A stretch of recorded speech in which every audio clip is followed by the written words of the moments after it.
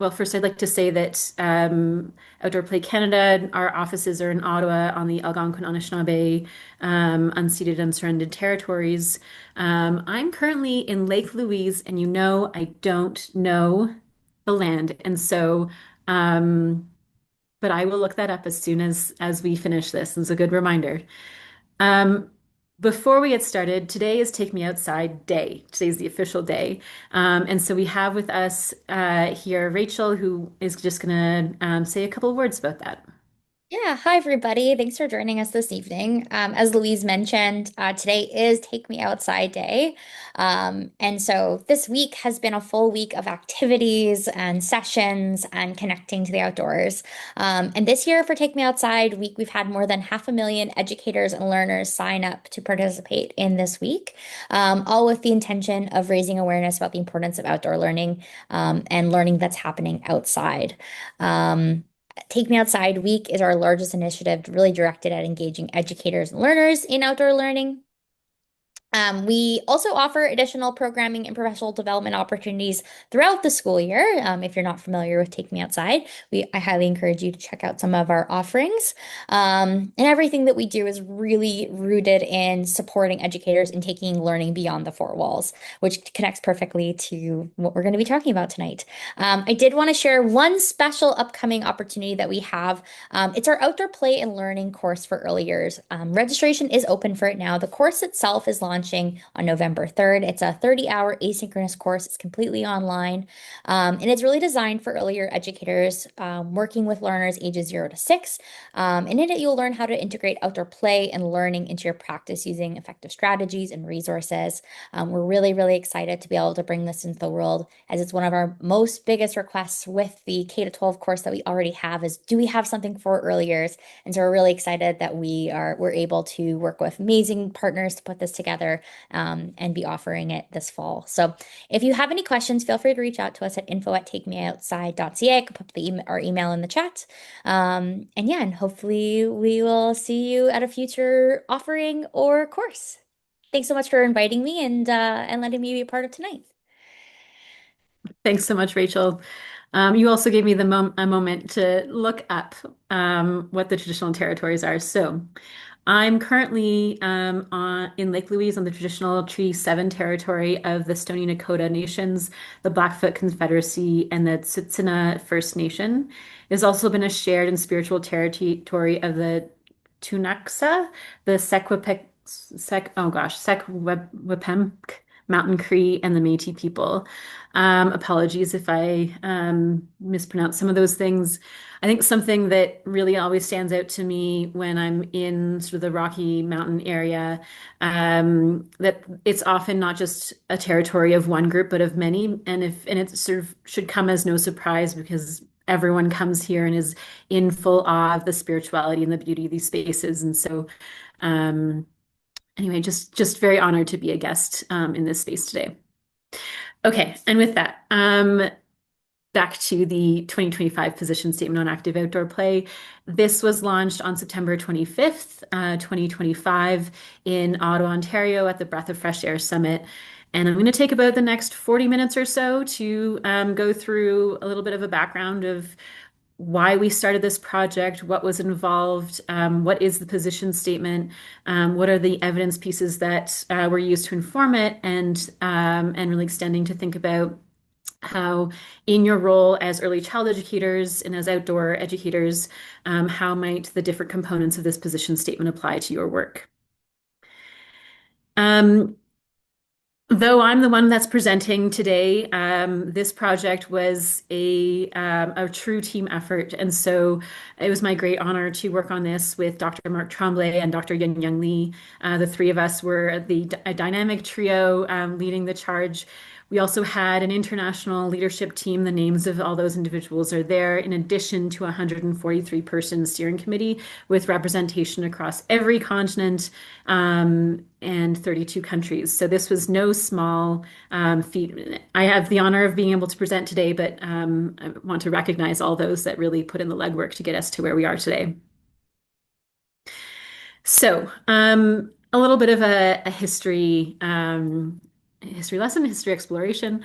Um, way back in 2014, over 10 years ago, there were questions that Dr. Mark Tremblay and colleagues started mulling over in observation of how we were treating children in Canada. And they felt that perhaps that we as a society were losing the appropriate balance between keeping children healthy and active and protecting them from serious harm. And that maybe if we make too many rules about what children can and cannot do, we might actually hinder their natural ability to develop and learn as opposed to foster that development. And there was also this approach of as safe as possible as opposed to as safe as necessary, which, if you've heard that term before, now it's often safe as necessary, not as safe as possible. But back in 2014, it was really safe as possible. So bringing injury levels down to zero was the ultimate goal of some injury prevention organizations. And some colleagues in the field felt like maybe that wasn't the right approach. And then finally, there was this concern that are children actually safer indoors on the couch in front of the internet than they are playing actively outside. And this is, I think, still an ongoing sort of conversation, something that I talk about regularly with parents and educators and other colleagues. So many of these questions still do apply. But in any case, these were some questions that my colleagues who founded Outdoor Play Canada were thinking about. And so to respond to these questions, they pulled together the best available evidence across two systematic reviews on the benefits of active outdoor play. And what they found was that when children are outdoors, they move more, they sit less, and they play longer. And that they learn to balance risky play with their own safety. That these behaviors are associated with physiological benefit, including improved blood pressure, cardiorespiratory, and musculoskeletal fitness, and that outdoor play is associated with improved resiliency, self-regulation, and the ability to manage stress. And so, in response to all of these benefits that were observed, those who were leading these reviews put together the following position statement. This was back in 2015. That access to active play in nature and the outdoors with its risks is essential for healthy child development. We recommend increasing children's opportunities for self-directed play outdoors in all settings, at home, school, childcare, the community, and nature. Like I mentioned, this position statement was informed by two systematic reviews. It was interpreted by Canadian experts from 14 organizations, reviewed by over 1,600 stakeholders globally. To date, actually, I think we're at 470 supporters of the 2015 position statement, including endorsement by the Council of Chief Medical Officers of Health. If you want to read the full research grade report, that's available publicly, as is the public-facing sort of 6-page document, which is available on our website. Now, this came out and a lot happened that I think none of us, none that were involved in this project anticipated. We saw the position statement being used to inform a BC Supreme Court decision in which a municipality was being sued because a child was injured on a playground. And they used the position statement as social fact evidence of this is an acceptable level of risk and harm can happen. And so that court case was thrown out. It has informed both municipal level policy, provincial and national level policy documents across Canada. It led to a school culture shift in Ontario. It led the Lawson Foundation to invest in over $11 million in outdoor play initiatives across the country. We saw wide support, like I mentioned earlier. We also saw replication. So Scotland has a position statement on active outdoor play. I believe Scotland for sure, but there are others out there that have replicated this position statement. Not only outside of Canada, but in 2024, the Canadian Pediatric Society published a position statement on the value of outdoor risky play for children's health and well-being. And that was huge because back in 2015, they were one of the groups around the table developing the position statement and ultimately decided to step down because they were uncomfortable with the phrasing that outdoor play with its risks is essential. They weren't comfortable with where the research was at that point. However, almost 10 years later, the evidence was so robust that they came up with their own position statement on the value of outdoor risky play. And so, really sort of highlighting the benefits or the impact that this position statement has had in just 10 short years. And finally, it led to the creation of Outdoor Play Canada, because with this position statement, there was this recognition that there are a lot of different players in the field. Educators, researchers, urban planners, injury prevention folk, pediatricians, urban planners, playground construction people, legal entities that are all have some vested interest in outdoor play, but that there was no central hub to bring them together to identify common challenges and work on those challenges together. And so, in response to that observation, we formed Outdoor Play Canada, which is the organization that I am very fortunate to lead today. Okay, so that was back in 2015. 3 years ago, approximately 3 years ago, Mark Young and I had a meeting and we thought, it's so much has happened. None of us anticipated all that has happened. Um, Perhaps we do an update to reflect the evolution of this position statement over the last 10 years. Oh, apologies. But then let's also make it bigger. Let's not just sort of review all the evidence. Let's think about how we can expand on that 2015 position statement. So we said, okay, well, how about we make it global? How about we make it inclusive of all ages? Because Outdoor Play Canada, though a lot of our work focuses on children, we aim to promote outdoor play across all ages. And how about we look at the benefits of active outdoor play, not just for people, but for communities, environments, and the planet? And we said, okay, I like this. Let's do that. In order to make sure that this was a global effort, we first formed an international leadership group with representatives from every continent and a 143-person steering committee, like I mentioned earlier, representing 32 countries and the flags of which are all represented there. We said, okay, we have our idea, we have our leadership group, we have this international steering committee. What is the scope of work that we're going to do here? And so I'm jumping the gun.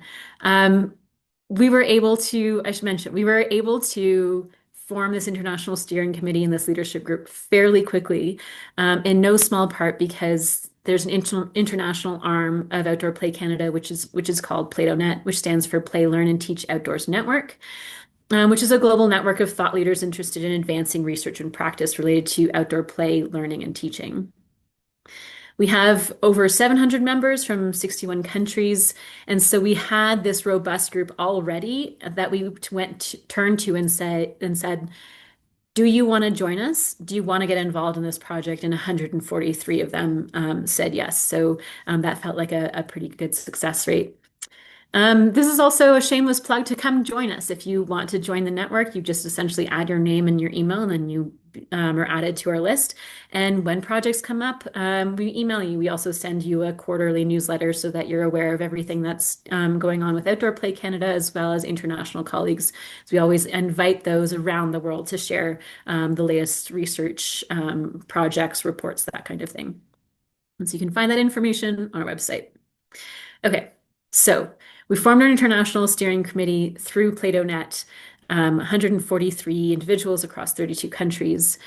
We also used one of the main projects that came out of PlatoNet, which was a ontology, terminology, and taxonomy project, which essentially aimed to achieve international consensus on definitions related to active outdoor play, learning, outdoor learning, and outdoor teaching. And this was really pivotal to this updated position statement because we could anchor our work in an internationally agreed upon definition of active outdoor play, which is voluntary engagement in activity that takes place outdoors and involves physical activity of any intensity and is fun and or rewarding and usually driven by intrinsic motivation.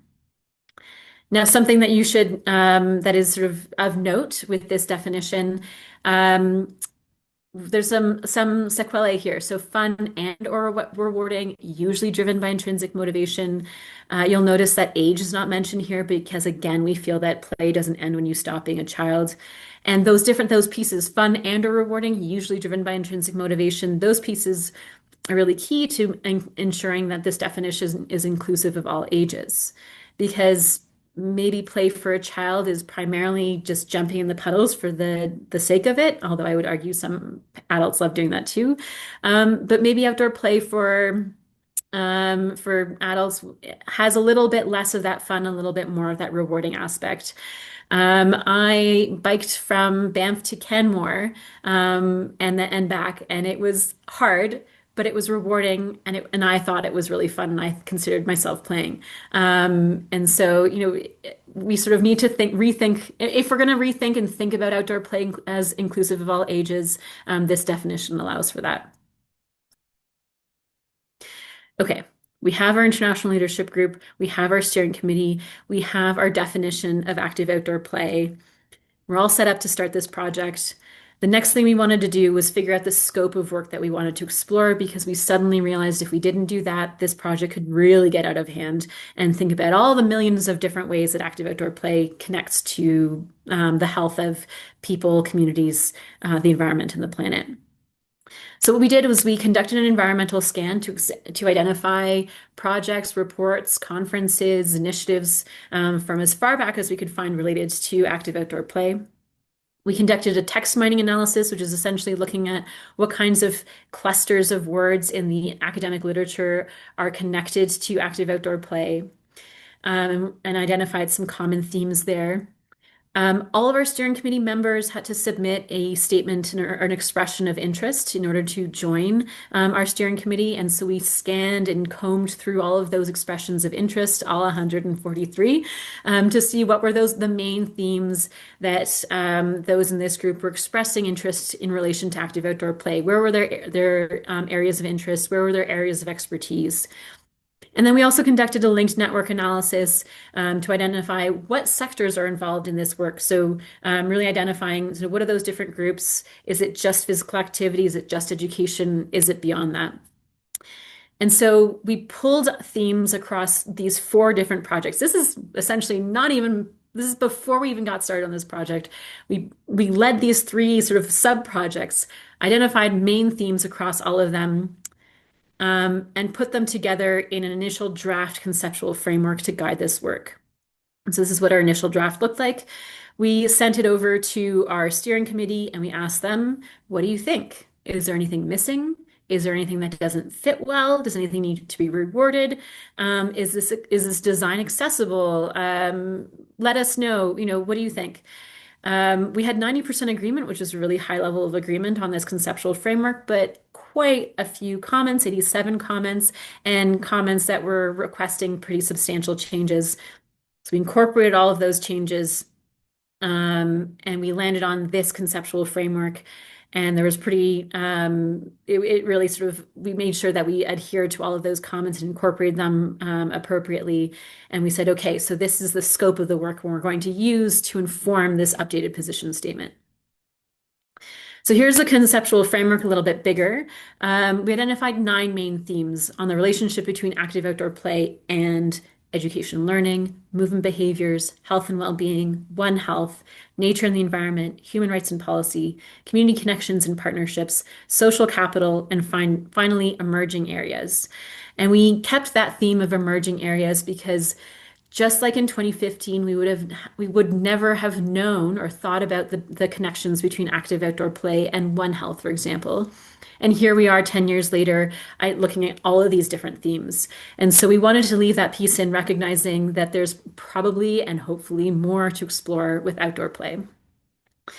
And so to use this to inform the position statement, we led systematic reviews across all of these themes.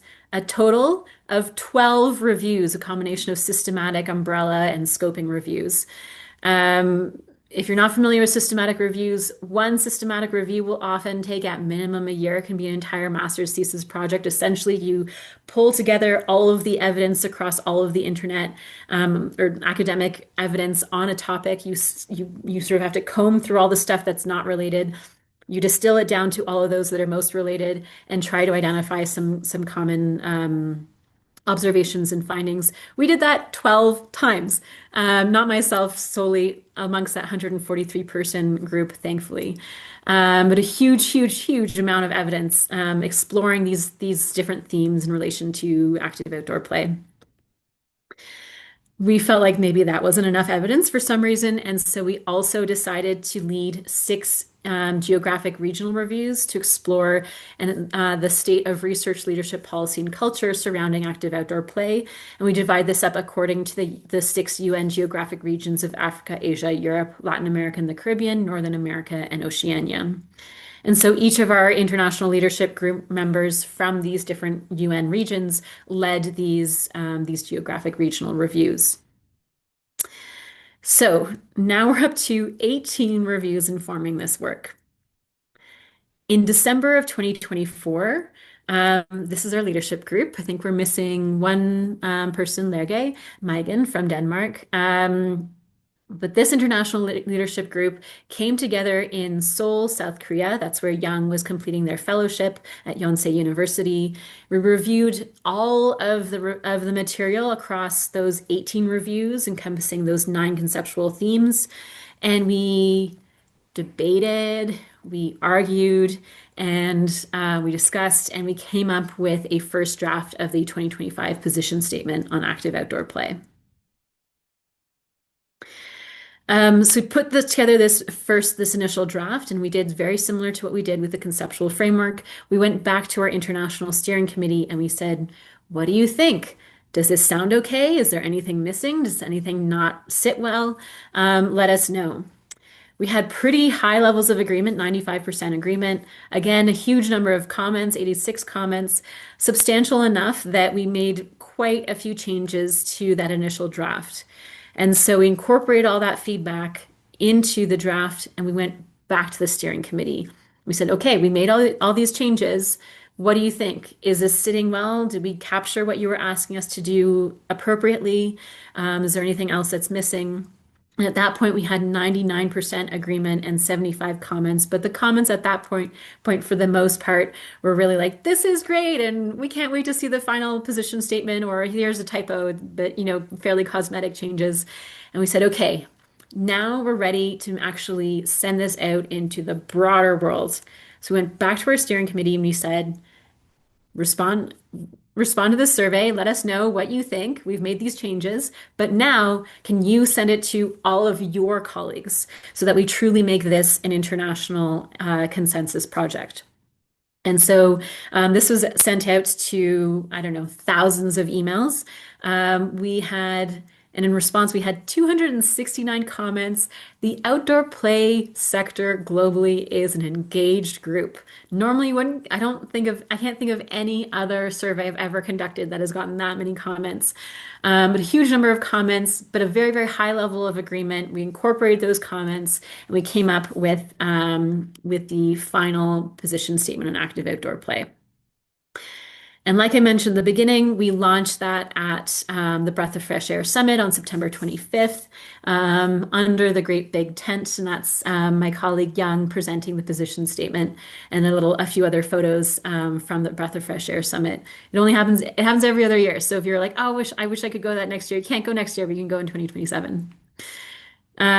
So we launched it. And just as a reminder, back in 2015, the position statement focused on healthy child development, focused on children, it focused on healthy child development, and it was very focused solely on Canadian evidence.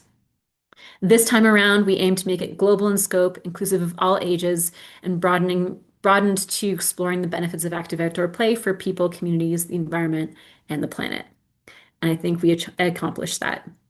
So here is the 2025 position statement on active outdoor play. Active outdoor play promotes holistic health and well-being for people of all ages, communities, and environments, and for our entire planet.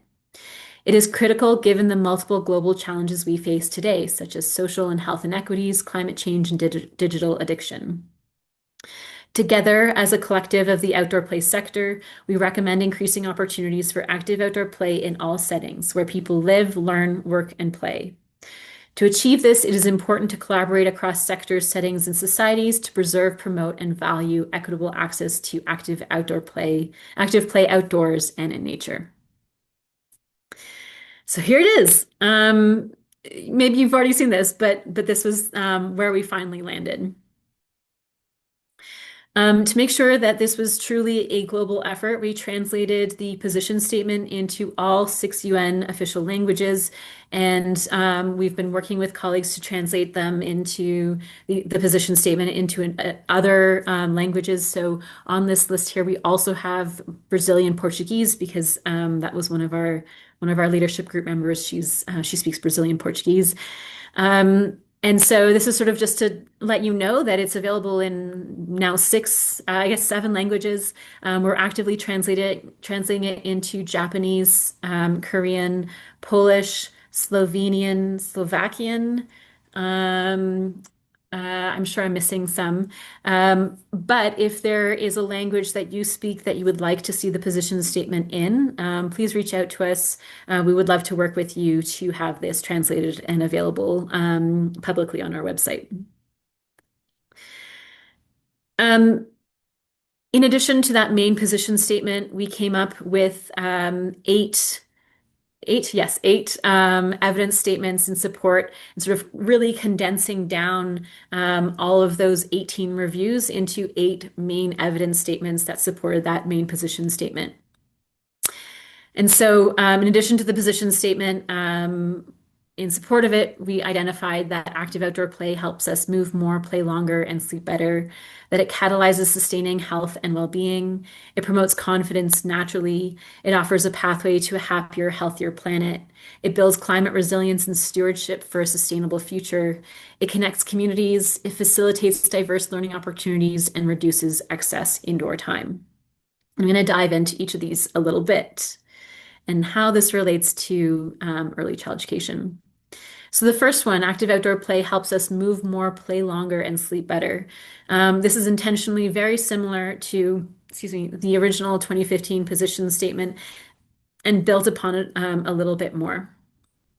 When we condensed all the, oh yeah, between this one and the evidence statement on active outdoor play can reduce excess indoor time, we condensed all of this evidence down into the following infographic that you can also identify and access on our websites available in English and French. But essentially what we found was that when we play outdoors, so not just when children play outdoors, but when we play outdoors, we engage in more physical activity. We limit our sitting time. We experience better sleep quality, emotional regulation, and stress relief. So this is true for children and adults. So when you're thinking about children in your program, um, I'm sure that this sort of rings true. When they're outside, they're going to be engaging in more physical activity. They're going to be less sedentary. They're going to be spending less time on screens. Chances are they're probably napping and sleeping better, which is a good thing for everyone.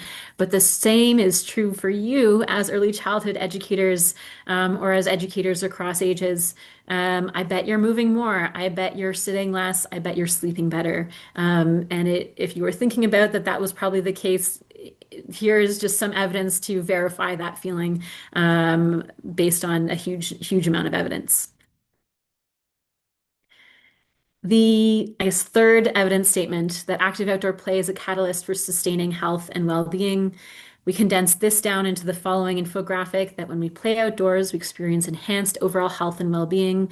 We experience opportunities to connect, explore, and engage.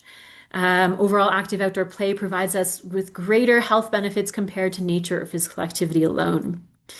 And so we found evidence to show that active outdoor play is associated with physical, mental, spiritual, and social health across all ages. And what we've also found with this review, the review that informed this work, and what we've seen for some time now, is that get kids outside, great, they're gonna have some benefit. Get them into nature, even more benefit. So that's that last piece of compared to nature or physical activity alone. Both are great. Get into nature, great. Engage in physical activity, great. If you can engage in physically active play in nature, super great. So just a thing to consider. All of those things are great, but if you can combine them, even greater benefit. And again, across all ages. In particular, what we found was that there was 4 times the amount of evidence on the benefits of active outdoor play for mental health across all ages in comparison to those other 3 categories of physical, spiritual, and social health. This essentially shows that there's a huge amount of evidence. The evidence is strong, it's robust, and it's there on the benefits of active outdoor play for mental health, which is so pertinent given the mental health crisis that is impacting all ages. And what we're seeing, I'm sure what you're seeing in early child education, is that it's creeping in earlier and earlier. And so active outdoor play is an opportunity to help mitigate those feelings of those low feelings, those mental health challenges. It's not a cure-all, but it certainly can help. And when you foster active outdoor play from a young age, you foster these healthy behaviors for life, which suggests that you can foster these healthy humans for life. Okay. The next one, active outdoor play promotes confidence naturally. This was sort of a harking back to the original position statement, focusing on that component of the benefit of risk within active outdoor play. We summated this evidence statement into the following infographic, again available on our website. That when we play outdoors, we experience rich, dynamic spaces that offer opportunities for healthy risk taking. That these spaces allow us to test our limits, manage fears, and build confidence. That adult outdoor play helps with stress management, personal growth, all while instilling eco-friendly behavior. And that outdoor play environments provide opportunities to balance freedom and safety, and they're vital public health investments as a result to support lifelong well-being, which is what I just mentioned earlier. Again, as you notice, within this infographic, we've got children, we've got adults. What we're seeing is that active outdoor play is beneficial for that healthy risk taking across all ages. And the evidence is there, it's robust, and it keeps building. I was just at a conference with Dr. Mariana Brusoni, who is showing some very preliminary research. I hope it's okay that I share this with all of you. But she and a colleague led a study using virtual reality to test kids' ability to manage risky situations and also explore how risky they were in sort of just general play. And what they found was that children who took more risks in their play were better at managing risks in risky situations, such as crossing a street with incoming traffic. In fact, they were significantly better at crossing the street safely than those children who had a very, very poor risk tolerance while they were playing. And so it's not just a nice to have. This is essential for fostering independent, competent human beings, and fostering a lifetime of embracing risk and really also being able to mitigate risk. Okay. Active outdoor play offers a pathway to a happier, healthier planet. That's me and my dog. I got to sneak a photo of myself into this presentation. We combined this evidence statement with active outdoor play builds climate resilience and stewardship for a sustainable future. And we summated it into the following infographic that when we play outdoors, we bridge multiple sectors, including public health, education, recreation, and the environment. This harkens to the idea of One Health, which is the idea of human, animal, and environmental health are interconnected. The idea of One Health came about originally in response to sort of patterns of zoonotic diseases, such as like with COVID. It likely stemmed from an animal, and because animals' environments are being destroyed, they're sort of encroaching on human environments, and so we're catching each other's diseases. And so if you take care of yourself as a human, if you take care of animals and you take care of the environment, all will have co-benefits. And so this is what this infographic really speaks to. It also speaks to the idea that engaging in active outdoor play nurtures a deepened connection with the natural world.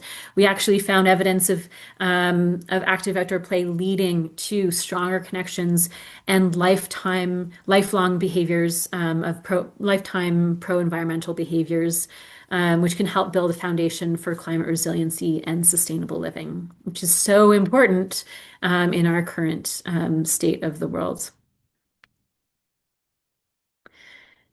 Active outdoor play connects communities. With this evidence statement, we came up with the following infographic. that when we play outdoors, we can create inclusive and play enabling spaces together as a collective, that this can promote intergenerational connection, mutual understanding, and a shared sense of belonging, that it can also enhance community connection, reduce social isolation, and encourage playful engagement with others. And so in your work, I know that there's at least now, I think, a couple of intergenerational programs with Andrew Fleck Children's Services in Ottawa. And that idea sort of supported by the evidence on the benefits of active outdoor play for that community connection, that it helps to promote those intergenerational relationships, that it fosters a sense of belonging. I recently heard that more people suffer from loneliness than they do type 2 diabetes, at least in the United States. And so active outdoor play may be one of those ways that we can help mitigate that and bring people of all ages together. And finally, I wanted to end with the evidence statement on active outdoor play facilitating diverse learning opportunities. All of you, or many of you, are early child educators, and so you probably already know play is learning, especially in the early years. And we put together a systematic review showing the benefits of active outdoor play for diverse learning opportunities, which showed that when we play outdoors, we experience enhanced thoughts of sustainability, similar to one of the previous infographics, through inquiry-based learning and environmental exploration. That outdoor play in unstructured or semi-structured settings is a foundation for lifelong learning. That it provides us with opportunities to support social, emotional, and cognitive growth. And it exposes us to opportunities for movement, imagination, engagement, and cooperative learning. And so maybe this is sort of an obvious one to you on the benefits of active outdoor play for learning, or just considering active outdoor play as learning. But I wanted to end it here because I was hoping that throughout those other pieces of evidence, you could see yourself in that work, that when you bring children outside, they are moving more. They're sitting less, they're playing longer, that they're connecting to each other and to the land, that they're fostering that sense of belonging. Um, yeah.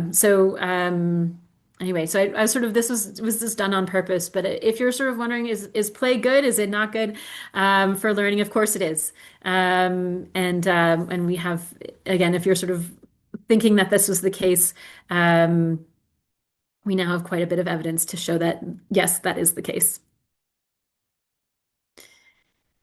Okay, the other thing we did with the position statement was create a list of emerging areas and things to think about. So if you're an early child educator interested in getting involved in research, or if you have student interns with your program looking to do a research project, here are some pre-baked ideas for you to pull from to inform some of your work.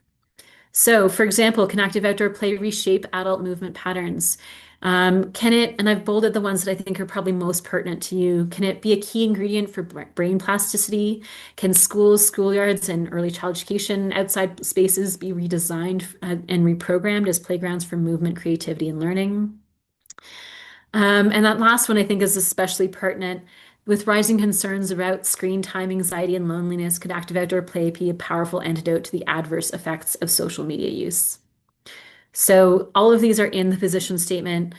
These aren't ours to explore, they're for everyone. So please take them, run with them, and let us know what you find, because we'd happily celebrate the evolution of this project further. We also came up with, in the position statement itself, a call to action across several different sectors, including societies, research, policy, education, public health, urban planning, communities, and then distilling it down to families and individuals. And I'm briefly going to go through these. And as I do, I encourage you to think about not just within education in schools or yourself as an individual or a family member, but across all of these, how might you be contributing to these calls to action? So, for example, with societies, value play and protect it. This should be an obvious one. You're part of some society.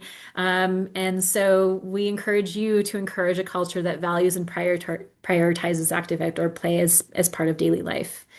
Maybe you're not going to be involved in creating access to spaces, but potentially you could improve them just by doing things like maybe picking up some garbage, planting some trees, joining your community association, your municipal association, foundation group, to do such things like advocating for more collaboration, for healthier, better quality spaces for play.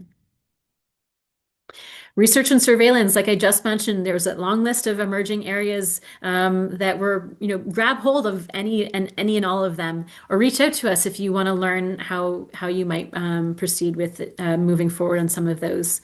But we're calling to researchers to invest in data collection so that we can actually track trends in active outdoor play, identify gaps and inequities. We're doing a lot of this work already with the Canadian Centre for Outdoor Play that I'm happy to answer questions about. We're tracking the benefits of active outdoor play in a forested area in terms of children's health and well-being, educator health and well-being, and parent perspectives. But more data is always good because all different outdoors play spaces are unique one to another, and so we can only benefit from further evidence. Policy and legislation. So again, maybe you're not a policymaker or a legislator, but you can probably help your local municipal leader recognize that access to active outdoor play is a fundamental right in education, for example, in recreation, and environmental policies. You can help encourage governments to enact and uphold policies that support active outdoor play. And you can sure, as a citizen, promote, protect, value, and invest in outdoor play environments in your neighborhood. With education in schools, I'm sure you're going to see yourself in this. We encourage educators to, or we encourage rather colleges, adult education centers, other places of learning to integrate ongoing professional development related to active outdoor play and learning. We are doing this at the Canadian Centre for Outdoor Play in collaboration with Algonquin College, which is they've led their Play-Doh program, the Play, Learn, and Teach Outdoors certificate program that's fostering and helping educators build competency and confidence in delivering quality outdoor play and learning opportunities for the early years. But again, more can always be done. And Rachel, who mentioned at the beginning, Take Me Outside, an outdoor learning school and store, and Outdoor Play Canada collaborate a little bit. Are launching an outdoor focused outdoor learning early child education program as well. So and these things are good. More is good. We don't want to be in competition with one another. If there's more, that means that there are more people that can come to this work wherever they are ready and where they're at. And so do it. Public health and healthcare. Again, maybe you're not in healthcare, but one of these action items is to collaborate across sectors to develop localized public health strategies that promote active outdoor play. And so we know that active outdoor play is beneficial for children's health and well-being across mental, physical, social, and spiritual health. That is the basis of a public health strategy. If we could get every single childcare program in Canada to bring children outside, that would have I believe, a 25% increase. That would lead to a 25% increase in the number of Canadians being active on a regular basis, which is very substantial. You are not a drop in a bucket. You are part of a community that has that if you band together can do some real impactful work for Canadians broadly. Urban planning, design cities that invite play. Again, maybe you're not an urban planner, but you can definitely advocate for the preservation, restoration of natural environments that encourage active outdoor play in your communities. And maybe you know someone that you can sort of speak to and like, hey, keep our park. Or when you're in Ottawa, they've got that secondary plan. They're putting up all these buildings. Have they thought about parks? Have they thought about spaces where people can experience joy outside? If not, maybe we should be advocating for that.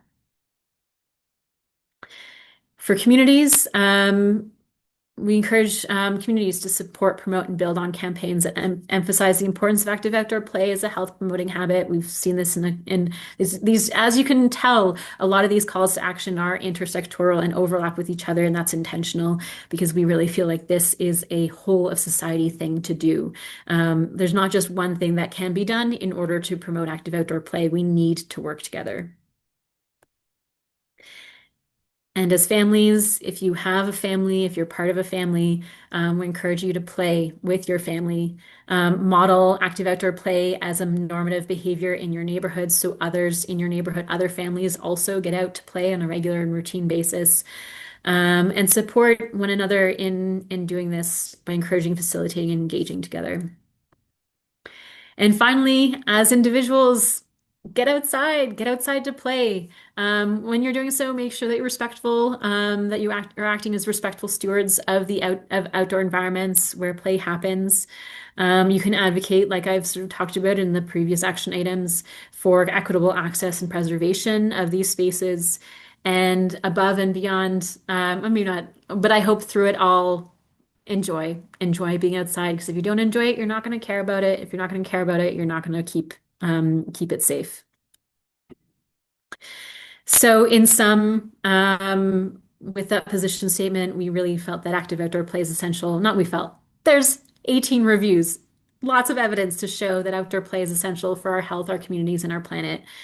And through these action items, through these emerging areas, together we can make play a priority today and for generations to come, which is especially pertinent to early child educators who are fostering the newest generation.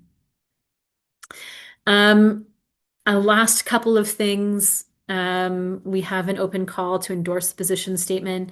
If you agree with everything that I've talked about, or agree at very least with the main position statement, and we encourage you to endorse it. We have, I think we're actually over 550. Mark really wants to get over 1,000 by Christmas, so let's help him achieve that Christmas present. That would be great. On the position statement webpage, you can access the position statement in all 6 UN languages. You can access all of those infographics, like I mentioned, in English and French. As those 18 reviews are published, we're uploading them to this webpage as well. We have whiteboard videos available in English and French that I'm going to show you in a moment that really sort of summarize this in a nice way. We also have a slide deck available and in English and in French that you can download. I'm not sure if the French one's up yet. I think it is. But you can download that slide deck. It's essentially this PowerPoint that I've been presenting to you and use it. Use it to share with colleagues, to educators, to or policy people, to your superiors. We want you to use this work for your own benefit, for sectoral benefit, for planetary benefit. So it is there for you. We also led a summary webinar with the International Play Association a couple of weeks ago, and so once that is edited and updated, we'll update the link there, and you can endorse the position statement on that page.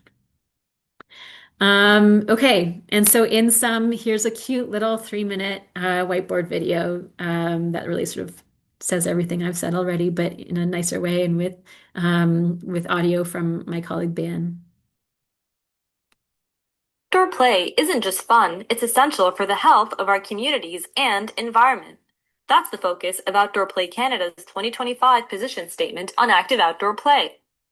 It states active outdoor play promotes holistic health and well-being for people of all ages, communities, and environments, and for our entire planet. It's critical given the multiple global challenges we face today. Together, as a collective of the outdoor play sector, we recommend increasing opportunities for active outdoor play in all settings where people live, learn, work, and play.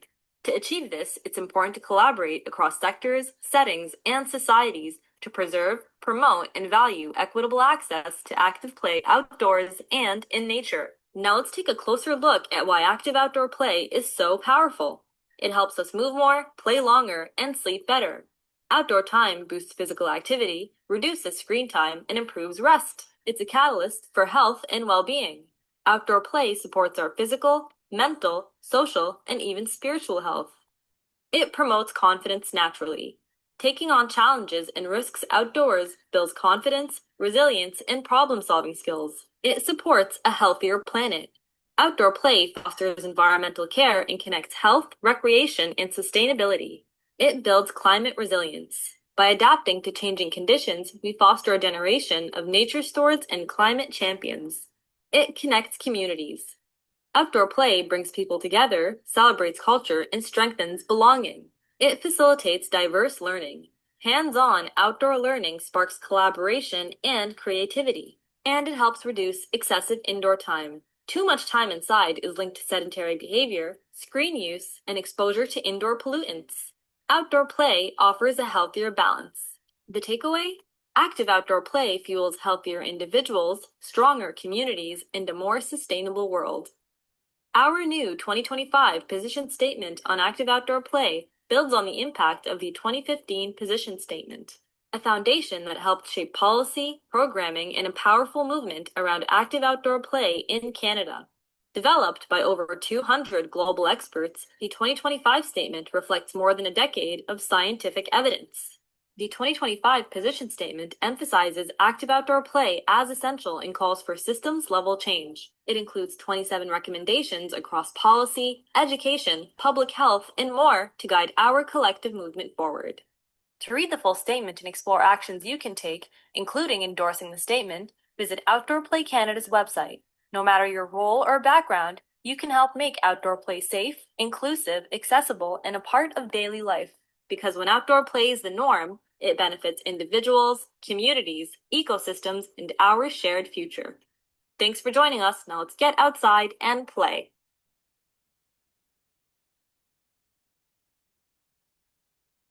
Thanks, Bayan, for summarizing that so beautifully. Okay, these are my final slides. If it is not obvious enough, we did not do this work alone, nor did we want to do this work alone, nor would it have been good if we did it alone. This was a massive intersectoral, international, collaborative effort. And that's sort of the theme of what we aim to do with all of the projects we lead at Outdoor Play Canada. And so if any of this is of interest to you, this is a open call to come join us. You can use this link tree to learn more about the position statement, to find the link to becoming a PlatoNet member. That's the international arm of Outdoor Play Canada. It's free to do so. You can become an Outdoor Play Canada member, also free to do so. You get our newsletter every month and just hear about what's going on with us and with others. And you can also celebrate the work that you're doing. So send us some information and we'll help amplify it.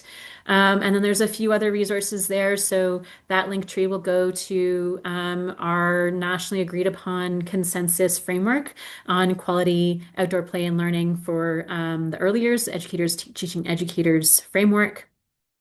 And then also you can learn more about Algonquin College's Play, Learn, and Teach Outdoors certificate program. And then there's a million different ways that you can connect with us on social media. And with that, I thank you very much for listening, and thank you to our partners and supporters. And I'd be happy to take any questions.